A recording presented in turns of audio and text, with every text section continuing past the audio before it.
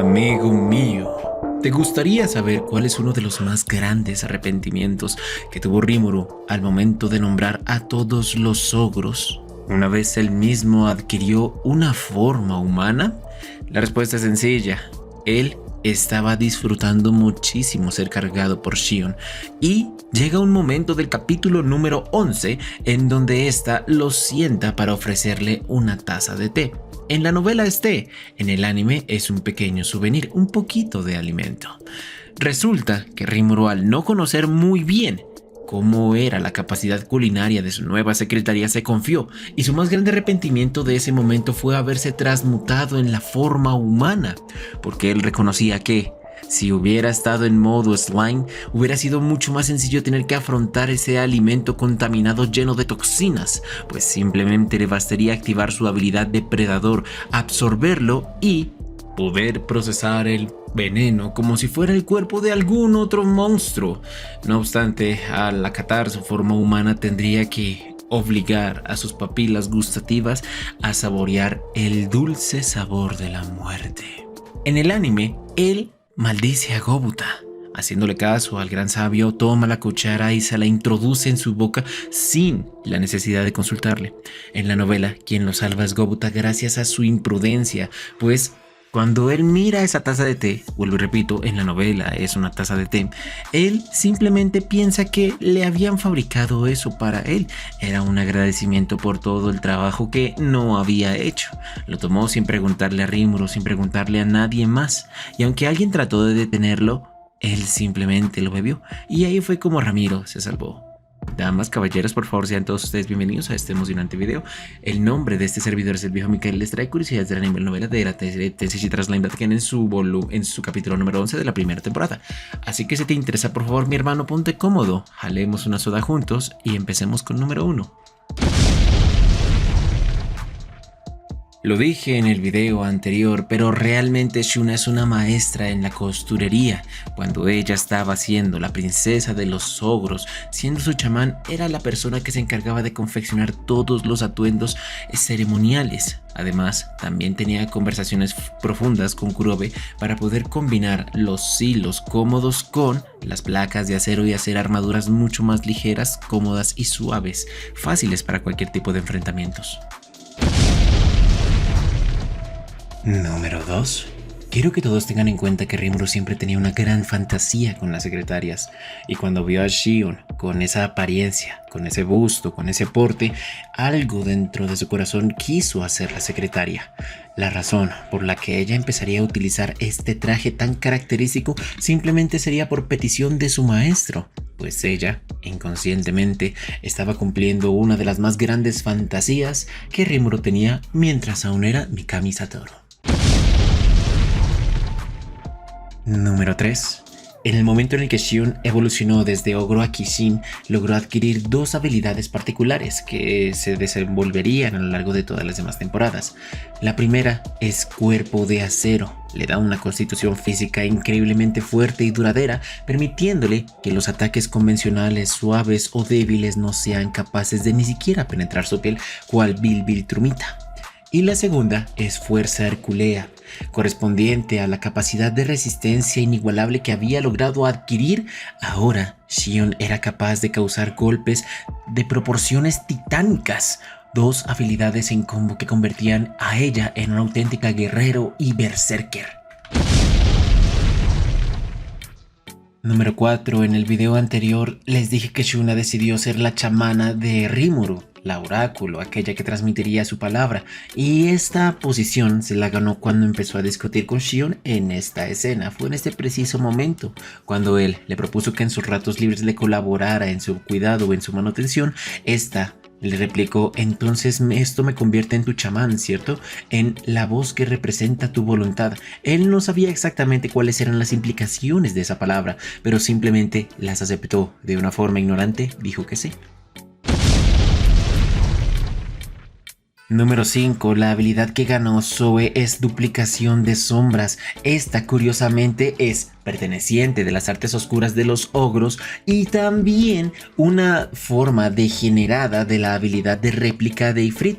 Aparentemente, gracias a que él provenía de este clan y que su maestro poseía esta habilidad, él pudo heredarla.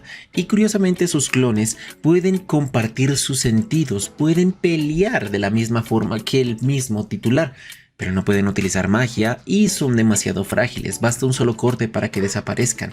Las habilidades, por otro lado, son cosas distintas. Cada uno de ellos tiene a disposición el repertorio de habilidades que tiene el cuerpo principal. Número 6. Esto es una broma, es una burla, pero realmente Hakuro estaba utilizando un arte marcial para borrar su presencia. Básicamente convierte sus magículas o sintoniza sus magículas con las mismas del ambiente, permitiéndole así difuminarse en el mismo. Esta técnica fue la que empleó para poder saltar la detección universal de Rimuru en su primer enfrentamiento y cortarle el brazo.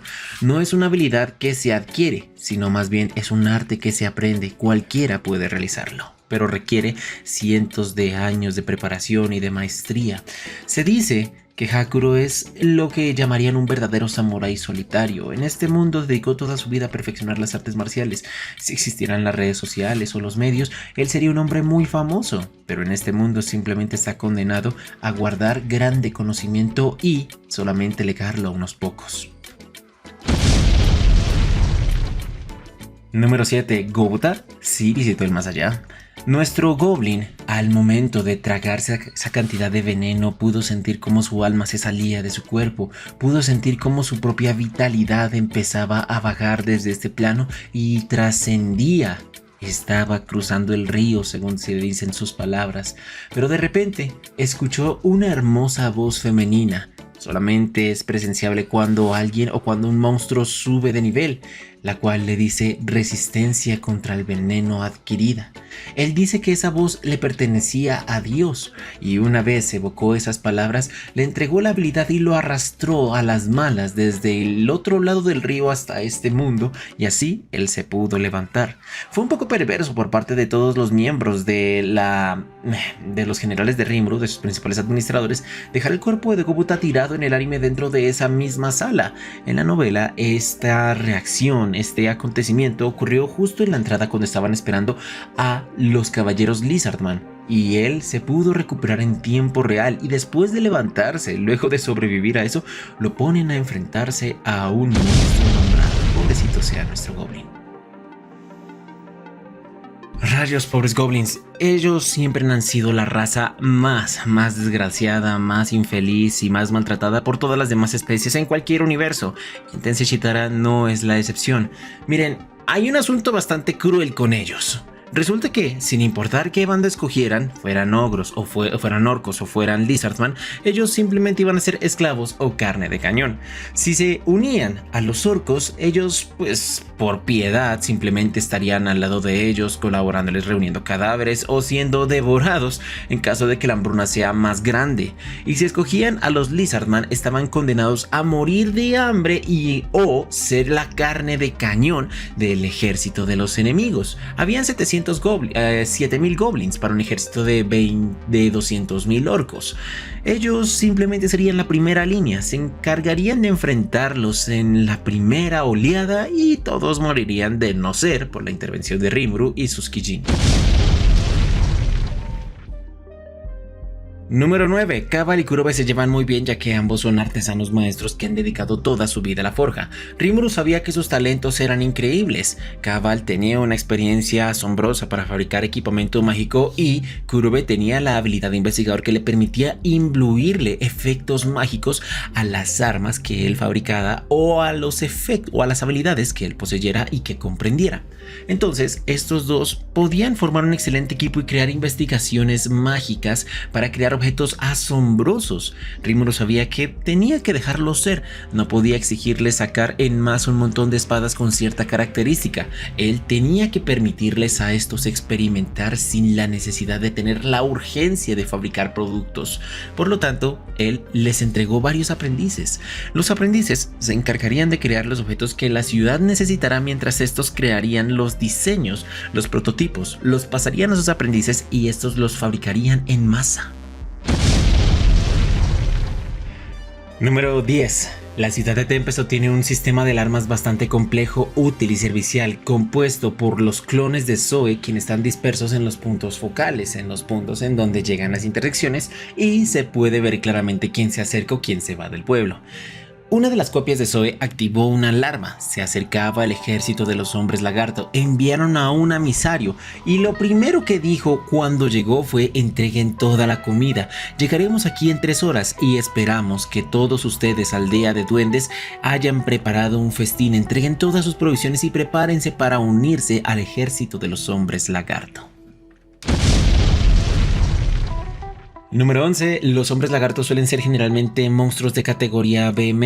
Algunos bien entrenados con buenos equipamientos y en las mejores condiciones dentro de su entorno alcanzan el rango B, lo mismo que un ogro. Número 12. Hijo de puta Ramiro. Resulta de que él ama bastante el pecho de Shion. Él se siente cómodo, suave, tranquilo entre esos dos magumbos, como diría el viejo Krusty. Pero a pesar de que le gusta ser llevado y sentir ese espacio que nunca tuvo cuando estaba vivo, esto contraía un grave riesgo, un gran peligro, pues cuando Shion se enojaba empezaba a retorcerlo, a estirarlo. Sentía que en cualquier momento lo partirían en dos, y si esto ocurriera, ¿quién sería el original y quién sería la copia o quién sería el residual? Esto era algo que no quería descubrir fácilmente. Número 13. ¿Sabían ustedes que Gabiru, una de las cosas fabulosas que ese sujeto tenía, es que en su esquizofrenia él sí creía que de verdad podría, junto a sus soldados, eliminar fácilmente a todo el ejército de los orcos? Esto era principalmente por su delirio de grandeza, por tener más poder que todos sus hermanos al tener un nombre y, sobre todo, y lo más importante aún, hasta la fecha, no haber combatido ni tener ni una sola escaramuza contra su objetivo. Sabía que los orcos eran rango D-, y él actualmente estaría más o menos por lo más alto del V+. Por lo tanto, habían alrededor de 2 niveles enteros de diferencia. Él pensaba que incluso en solitario podría acabar con toda esta amenaza. Por eso esta cuestión de reclutamiento, esta cuestión de estrategias, realmente le parecía muy innecesaria. Solamente estaba aquí para cumplir las órdenes de su padre. Número 14. El Ramiro le dijo que no había domesticado a los lobos terribles, simplemente los había convencido para que se unieran como aliados. Estas palabras hicieron que Gabiru respondiera que no le creía para nada, y si de verdad deseaba demostrarlo necesitaba pruebas. Este hecho de tener que demostrarle algo a alguien que estaba exigiendo explicaciones sin ninguna autoridad para pedirlas molestó a todos, en especial a Ranga. Él escuchaba desde las sombras todas y cada una de estas palabras. Por eso cuando Rimuru le dijo ven, habla con él, activó su habilidad de coerción e intimidación, haciendo que todos los monstruos de rango B- hacia abajo sintieran terror indescriptible. Gabiru no fue afectado debido a que tenía un nombre, debido a que él poseía ese rango de V+. Y también no podemos descartar su propia fortaleza mental. Este pequeño detalle hizo que nuestro slime le reconociera un poco más de valor, no mucho, pero sí un poquitico más, por lo menos el de una criatura que sí podría representar ser el líder de la tropa de los ejércitos de los hombres lagarto. Por lo menos tendría fuerza para respaldar esta afirmación. Número 15. Aunque él no lo sepa, la vida de Gabiru se salvó gracias a Gobuta. Si él no hubiera llegado, la rabia infinita de Ranga hubiera saltado sobre este y lo hubiera partido con sus mandíbulas, lo hubiera destrozado, lo hubiera hecho papilla y después lo hubiera comido cual vil lobo terrible que es. Pero él sabía que no podía tener este acto de barbarie delante del ejército de los hombres lagartos, sería una declaración de guerra. Por lo tanto, decidió hacer una ofensiva a la inversa. Esta la interpretó muy bien Rimuru. Tomar a Gobuta, lanzarlo al frente para que así él mismo se enfrente a Gabiro y una vez sea derrotado ellos tengan causa justa para iniciar la batalla. Si estos dan el primer golpe y lastiman a su propio pueblo, estos deberían defenderse y en la defensa pues ya no importa cuáles sean los alcances o el daño que ellos puedan provocar. Pero, para la sorpresa de todos, realmente Gobuta fue capaz de derrotarlo, con un golpe perfecto, crítico e indiscutible. El impacto de la patada rotatoria de Gobuta no dio de lleno en un punto fuerte, esquivando toda la armadura, esquivando el punto donde las escamas son más gruesas, atacó un punto vital, justo en la parte del cuello que conecta al cerebro. Una patada que, a pesar de que tenga poca fuerza, puede ignorar todo el tipo de armamento, toda la defensa y noquear, derrotar de un solo impacto. Por eso, por este acto tan maravilloso y brillante, se ganó el respeto de todos, con excepción de Rimuru, quien estaba incrédulo por lo que acababa de ver. Número 16. En este mundo no existen mapas. Principalmente porque los monstruos pueden utilizar comunicación de pensamientos, entonces las ideas, las imágenes que existen en su mente pueden proyectarlas en las cabezas de los demás. Siendo así las cosas, las personas que reconocen pueden darle una imagen de todo el panorama, de todo el territorio a los monstruos que lo necesiten y de esta forma pues se pueden realizar las operaciones o las estrategias. No obstante, Rimuru no estaba tan convencido con este método. Él les pidió si tenían algún mapa de las cordilleras. Los monstruos, debido a que tienen este método, lo miraron extrañado, no sabían que era un mapa. El único quizás que sí era Kabal, el herrero enano, el único familiarizado con estos términos humanos. Entonces Rimuru empieza a recopilar las imágenes de todos aquellos que conocían el pantano y el bosque, las unió utilizando el gran sabio y después creó, imprimiendo con esta habilidad, un mapa en tablas de madera aproximado sobre cómo era el entorno, mucho mejor que esta caricatura que estaba presentando. Número 17. La naturaleza de la habilidad de devastación que tiene el Orc Lord. Generalmente los orcos no son muy listos, ni tienen un líder y simplemente actúan por instinto o por hambre, pero cuando aparece el Orc Lord es capaz de sincronizar las mentes de todos para que actúen como hormigas, como una colmena. Con esta habilidad es capaz de devorar los miedos de todos sin excepción y obligarlos a cometer atrocidades como devorar a sus hermanos o acabar con toda la materia viva de los alrededores.